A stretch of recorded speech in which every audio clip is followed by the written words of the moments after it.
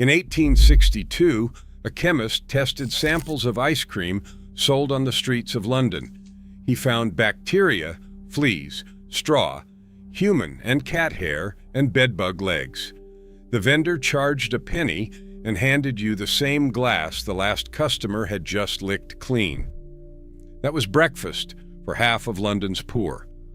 Number 14 on this list killed 20 people in a single weekend, and nobody went to prison. Number 7 was so dangerous that it forced Parliament to pass its first food safety law.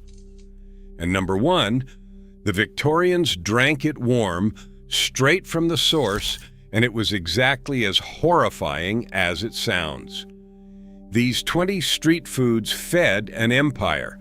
They kept factory workers moving, filled the stomachs of children who had no kitchens, and turned a few pennies into survival on the coldest nights in London, Manchester, and Birmingham. Over 6,000 vendors crowded the streets during Queen Victoria's reign, selling everything from fried fish wrapped in old newspapers to meat pies stuffed with ingredients no modern health inspector would allow within 100 feet of a restaurant. Before we start, hit that subscribe button because the things you are about to hear will make you grateful for every health code violation sticker you have ever seen on a restaurant window. Let us count down the 20 Victorian street foods that would be illegal today. Number 20, baked potatoes from coal-fired cans. The baked potato man was a fixture of every Victorian street corner from October through March. He pushed a tall tin can mounted on 4 legs, heated by a charcoal fire burning in the base, with potatoes baking in the compartment above. A hot potato cost a half-penny in the 1850s and came served on a scrap of newspaper with a pinch of salt. No gloves, no tongs. The vendor fished it from the can with bare hands, blackened by soot. The potatoes sat for hours exposed to coal smoke, horse dung from the street, and whatever drifted down from the chimneys above. Henry Mayhew estimated that over 10,000 bushels were sold on London streets every winter. Today, the open coal heating, the bare hand service, and the total absence of any food handling certification would shut this operation down before the first potato was cool enough to eat. But on a freezing December night in 1856, that steaming half-penny potato was the warmest thing a child could hold. Number 19, pickled whelks from open barrels. Whelk sellers stationed themselves at every busy crossing in London, their wooden barrows lined with open tubs of briny shellfish. Customers picked their own whelks from the brine with bare fingers, sometimes sharing a communal vinegar bottle and a single pin to pry the meat from the shell. A penny bought a small cup. The problem was the brine. It sat uncovered in the open air all day, collecting dust, soot, and flies. The whelks themselves had been boiled that morning, sometimes the morning before, and there was no ice, no refrigeration, and no way to know whether the batch had turned. Shellfish poisoning was so common in the East End that doctors called it whelk sickness and treated it as routine. Modern food safety law demands a continuous cold chain for shellfish, sealed containers, and strict temperature monitoring. A Victorian whelk barrow broke every one of those rules simply by existing. Number 18, sheep's trotters boiled on the pavement. Trotters were the poor man's supper, sold steaming from huge iron pots set up on street corners across industrial England. The vendor boiled the feet of sheep in water and whatever seasoning he could afford, then ladled them onto scraps of paper or directly into the customer's cupped hands. A pair of trotters cost a penny. Workers sucked the gelatinous meat from the bones while standing right there on the pavement, tossing the stripped bones into the gutter when finished. The pots bubbled all day and sometimes through the night, topped up with water but rarely scrubbed clean. Mayhew described the trotter sellers as among the poorest of the poor, Men and women who could not afford a proper stall and cooked over open fires fueled by scavenged wood. The meat came from slaughterhouses with no inspection standards, from animals killed that morning on floors, slick with blood and offal. Today, selling uninspected meat cooked in unregulated conditions from an open pot on a public sidewalk would trigger violations so numerous the paperwork alone would take longer than the cooking. Number 17. Hot eels in parsley liquor. Eel sellers were among the most popular vendors in Victorian London, their stalls recognizable by clouds of steam rising from copper pots. Live eels arrived from Dutch boats moored on the Thames, writhing in barrels of brackish water. The vendor would grab an eel, chop it into chunks on a blood-stained board, and boil the pieces in water thickened with flour and chopped parsley. Customers drank the murky green liquor from bowls that were wiped, not washed, between servings. A bowl cost a penny and was considered one of the more wholesome street foods available. But the preparation defied every modern standard. Live animals were stored in stagnant water just feet from the sewer-contaminated Thames. They were butchered on open boards in full view of the street and served in vessels shared by dozens of strangers throughout the day. Long before fish and chips became the national dish, fried fish sellers worked the streets of London's East End. They carried trays of battered fillets, cooked in shallow pans of boiling fat, dipped in a thin flour and water batter, fried over portable coal stoves, and served wrapped in whatever old newspaper the vendor had collected. The oil was reused until it turned black, sometimes lasting an entire week before being replaced. A piece of fried fish cost a penny in the 1860s. The fat spattered onto the cobblestones. Customers ate with their fingers, licking grease and newsprint ink from their hands. The fish itself might have been fresh that morning or sitting in an unrefrigerated basket since yesterday, its freshness masked by the batter. Nobody asked. The vendor had no license, no training, and no obligation to tell you what species you were eating. Today, using newspaper as food packaging is banned because of toxic inks. Reusing cooking oil beyond regulated limits carries heavy fines. And selling fish without species identification violates food labeling laws in the United Kingdom and the United States. Number 15. Salop and sassafras drinks. Before coffee stalls took over, salop was the hot drink of the London poor. Street vendors brewed it from sassafras bark, or, more commonly, from salop, a powder made from dried orchid tubers. A steaming cup cost a halfpenny and was served from urns at portable stalls that opened before dawn to catch the early factory crowds. The drink was thick, sweet, and faintly aromatic, sometimes flavored with milk and sugar. For decades, salop was the breakfast of London's working class, but it carried a dark reputation.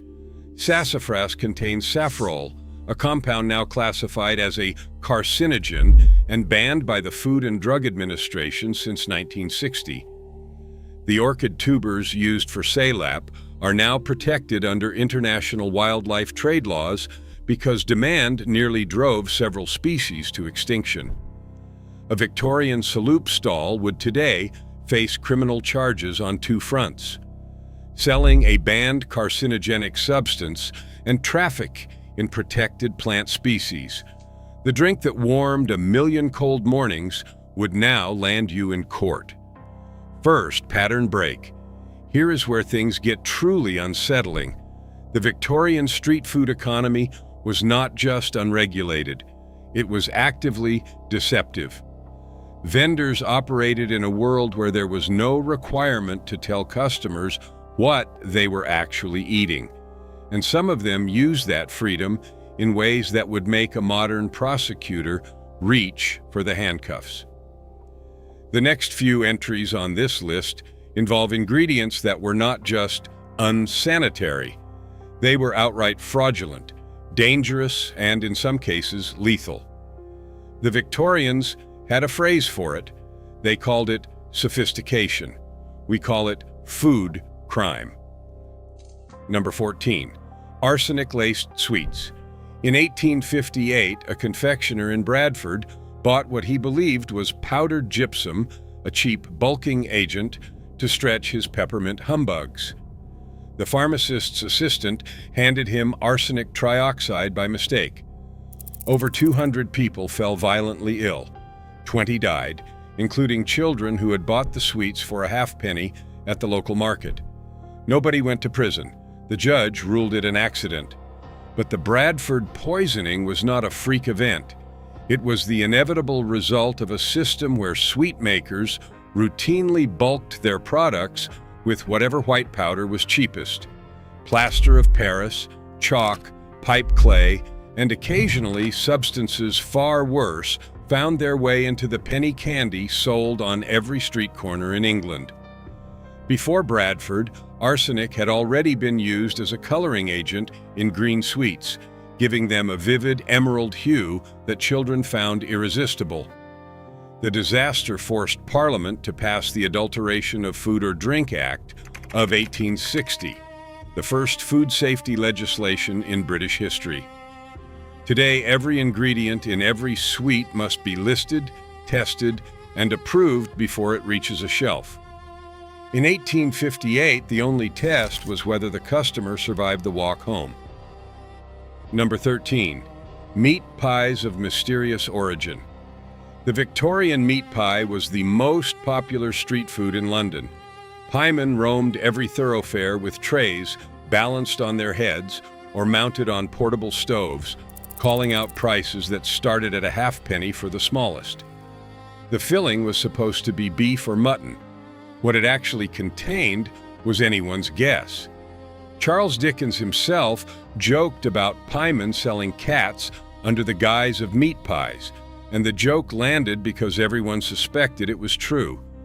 Butchers sold scraps and offcuts to pie makers at rock-bottom prices, and those scraps included whatever had not sold that week. Horse meat, cat meat, and meat from animals that had died of disease all found their way into the pie trade. A term emerged for diseased meat sold cheaply at market. They called it Broxy. Inspectors were non-existent. The pies were heavily seasoned to mask the taste of spoiled or questionable meat, and customers learned not to ask questions when the price was right. Modern food safety law requires full traceability of every ingredient in a meat product. Species identification, slaughter records, temperature logs. A Victorian pie man would fail every single test. Number 12. PEA soup from communal pots. Thick, green, and scalding hot, pea soup was the dinner of last resort for thousands of London's poorest. Vendors set up iron cauldrons on busy corners and kept them simmering from dawn until well after midnight. A bowl cost a halfpenny. The pot was never fully emptied. New ingredients were added on top of the old, and the same base could simmer for days without the vessel being cleaned. Customers shared ladles and bowls, none of which were washed between uses. In winter, the steam drew crowds of shivering workers, and the queue moved fast. You drank your soup standing in the street, handed back the bowl, and the next customer ate from it moments later. The practice of perpetual stock is now banned in commercial kitchens because it allows bacteria to multiply in the temperature danger zone. A Victorian pea soup cauldron was a microbiologist's nightmare and a hungry worker's only hope. Number 11. Coffee adulterated with chicory, acorns, and burnt bread. Coffee stalls opened before dawn across London, serving hot drinks to workers heading to early shifts. A cup cost a penny, and it often came with bread and butter on the side. But the coffee itself was rarely what it claimed to be. Genuine coffee was expensive, so vendors stretched it with roasted chicory root, ground acorns, burnt breadcrumbs, and even baked horse liver ground to a fine powder. A chemist named Arthur Hill Hassall tested over 3,000 food samples between 1850 and 1856 and found that 65% were adulterated. Coffee was among the worst offenders. Some samples contained no actual coffee at all. The taste was bitter and dark enough to fool most customers, especially when loaded with sugar and milk. Today, selling a product labeled as coffee that contains none would constitute food fraud under both British and American law, carrying pennies and potential imprisonment. The Victorian coffee stall keeper had no such worries. If it was hot and brown, it was coffee, and nobody had the means or the authority to prove otherwise. Number 10. Penny licks of contaminated ice cream. This one might be the most disturbing entry on the list. Italian immigrants brought gelato to Victorian London, and by the 1860s, ice cream vendors called jacks pushed carts through every neighborhood. They served ice cream in small, thick-bottomed glass cups called penny licks. The glass was designed to look like it held more than it actually did. You paid your penny, licked the glass clean, and handed it back. The vendor rinsed it in a bucket of water, sometimes river water, and refilled it for the next customer. The glasses were almost impossible to clean properly because of their narrow, conical shape. Every lick transferred saliva, bacteria, and whatever disease the previous customer carried directly to the next person in line.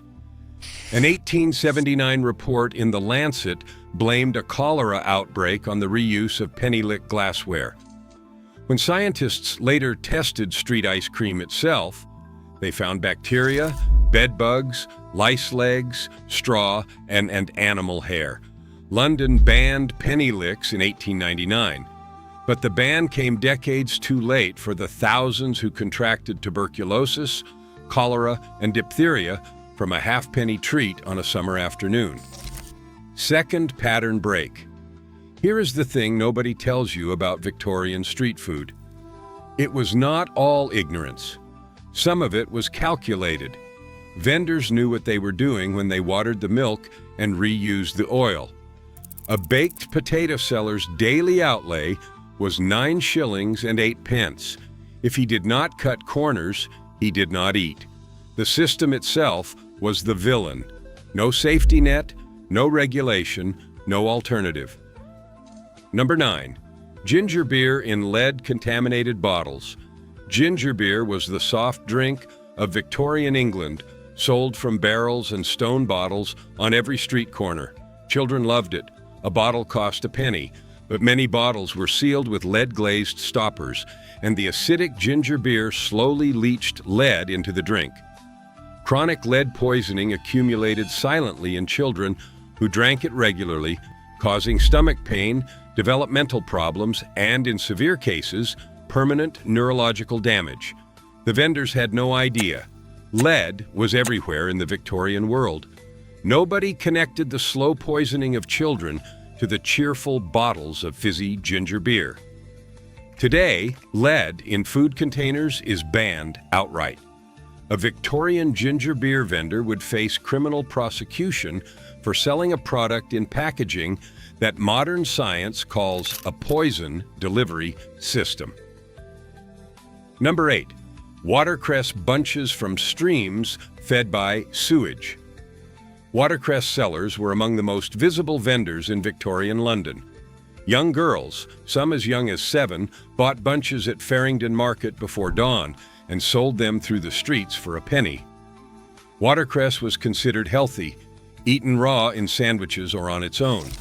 But much of the watercress grew in streams fed by sewage runoff. The plant absorbed the water it grew in, and with it came bacteria, parasites, and pathogens that no amount of rinsing could remove. Customers ate it raw, unwashed, sometimes within minutes of purchase. For the children who sold it, watercress was survival. They stood barefoot in cold streets, calling out their wares until every bunch was gone. Modern food safety regulations require all commercially sold salad leaves to be tested for contamination and grown in certified clean water. Victorian watercress answered to no one. Number 7. Bread adulterated with alum, chalk, and bone meal. Bread was life in Victorian England. The poor ate 4 loaves per person each week, and for many families it was the only food they could afford. Bakers knew this, and some of them exploited it mercilessly. To make bread whiter, heavier, and more profitable, unscrupulous bakers added alum, an aluminum compound that bleached the flour and added weight. Chalk, plaster of Paris, ground bones, and even powdered clay were mixed into the dough to stretch the flour further. A loaf that should have cost 4 pence sold for 3 pence, and nobody could tell the difference by looking at it. But the body could tell.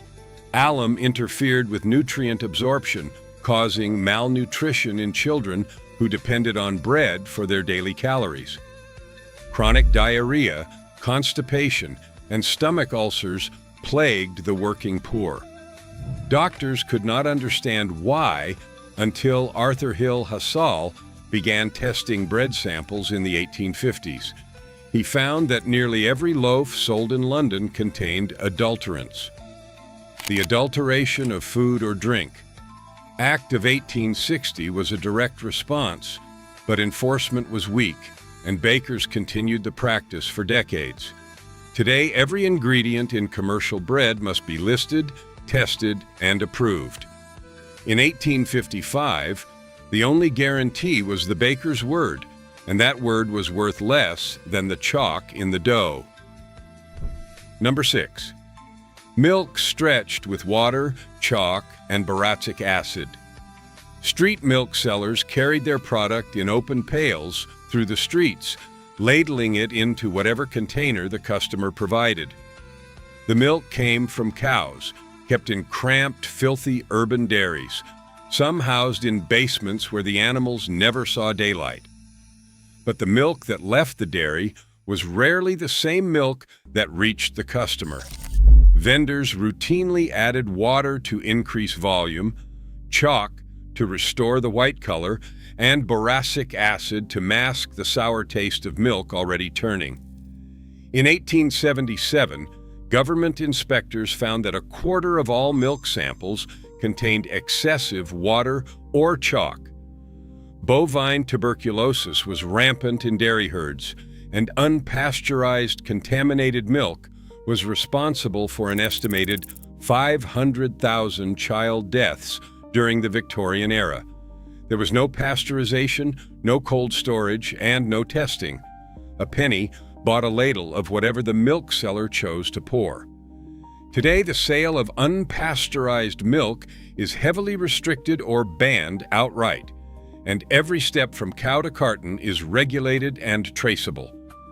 The Victorian milk pail was a lottery with odds nobody should have accepted. Third pattern break. Let us talk about the children. Victorian street food was not just sold to children, it was sold by them. Girls as young as 7 hauled watercress through freezing streets before school. Boys no older than 10 worked the pie trays and the whelk barrows. They ate what they could not sell and slept where they dropped. Every contaminated penny lick, every adulterated loaf, every bowl of unclean pea soup. These were the meals that built or broke a generation. Number 5. Plum duff boiled in rags on the street.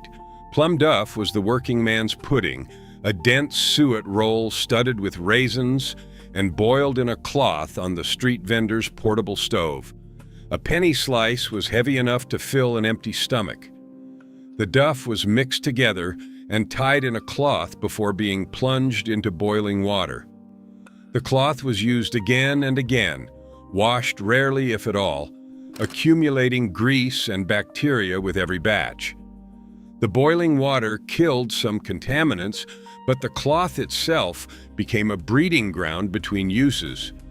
Vendors stored uncooked duff in open baskets, exposed to horse manure dust and the soot that settled over everything in Victorian London. A health inspector today would condemn The reused cloths, the open storage, and the complete absence of any record keeping. But for a factory worker in 1865, that penny slice was as close to dessert as life was likely to offer. Number 4. Ham sandwiches from unlicensed coffee stalls. Coffee stalls served more than dubious coffee. They offered ham sandwiches, sliced from joints of questionable provenance and laid between slabs of bread. The ham sat uncovered on the counter all day, exposed to dust, flies, and smoky air. A sandwich cost a penny and was the closest thing to a proper meal many night workers could afford. The ham was unrefrigerated and often pre-cooked days earlier. Its safety depended entirely on how quickly it sold. The vendor sliced with a knife that was never sanitized. There was no licensing, no training, no inspection, just a trestle table, a knife, and the hope that tonight's ham was fresher than last night's. Number 3. Hot green peas scooped into bare hands. Hot green peas were among the cheapest street foods in London, sold from steaming pots for a halfpenny a scoop. Vendors boiled dried peas until soft, seasoned them with salt and pepper, and served them in paper cones, old cups, or directly into the customer's cupped hands. The peas were kept warm over low fires and stirred with ladles that served double duty as the vendor's own eating utensil. Children gathered around the pea pots in winter, drawn by warmth and the promise of something hot. The peas themselves were harmless enough, but the delivery was catastrophic by modern standards. Communal serving vessels, no hand hygiene, open containers in filthy streets.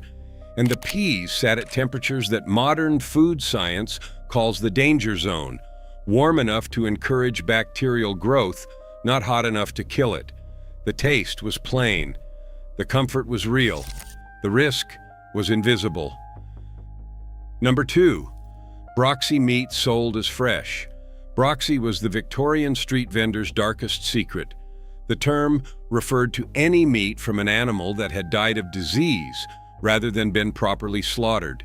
Sheep were the most common Broxy meat, susceptible to anthrax, foot rot, and a dozen other infections. Rather than burying the carcass, farmers sold the diseased animals cheaply to middlemen who supplied the street food trade. The meat was cooked fast and seasoned heavily, then sold in pies, stews, and hash for pennies. Customers had no way to know. Meat killed by disease carried bacteria that cooking alone could not always destroy, particularly the spores of anthrax, which survive boiling temperatures. There were no abattoir inspections, no veterinary certificates, and no penalties for selling Broxy until the Public Health Act of 1875. Today, selling meat from a diseased animal carries criminal charges in every developed nation. In 1860, it was Tuesday. And finally, number 1, fresh blood from the slaughterhouse. This was the most extreme street food in Victorian Britain. People queued outside slaughterhouses in the early morning, holding mugs and cups, waiting for the moment an animal's throat was cut. The hot blood was caught in buckets, and customers drank it fresh, warm, and straight from the source. The belief was that fresh animal blood cured weakness, consumption, and anemia. It was the Victorian equivalent of a health drink, endorsed by folk medicine and consumed by the desperate and the sick.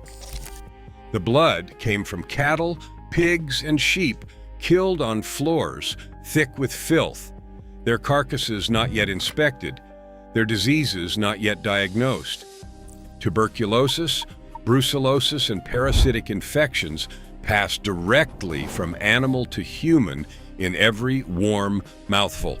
No cooking, no filtering, no testing, just raw blood from a freshly killed animal handed over a slaughterhouse wall to people who believed it would save their lives. Today, the sale of raw animal blood for consumption would violate food safety laws, animal welfare laws, public health codes, and biohazard regulations simultaneously. In Victorian England, it was tradition and no one blinked. Across all 20 entries, from the humble baked potato seller to the people who drank slaughterhouse blood, these Victorian street foods tell a story that is equal parts fascinating and horrifying. They reveal a world where survival came before safety, where poverty made every penny count, and where the absence of science meant an absence of protection. The common thread is not ignorance, it is desperation. When hunger meets an unregulated market, the results are written in chalk dust, lead glaze, and arsenic. Tell us which entry shocked you the most in the comments. If you made it this far, subscribe, because the next one will be just as wild.